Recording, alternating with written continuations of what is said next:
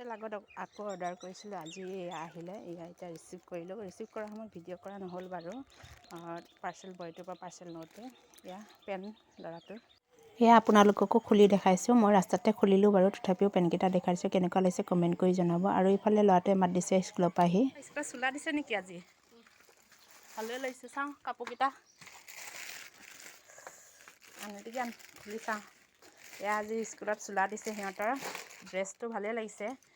এইটো পেণ্টটো বটল গ্ৰীণত হয়, ভালেই লাগিছে। এইটো চোলাটো ভাল লাগিছে।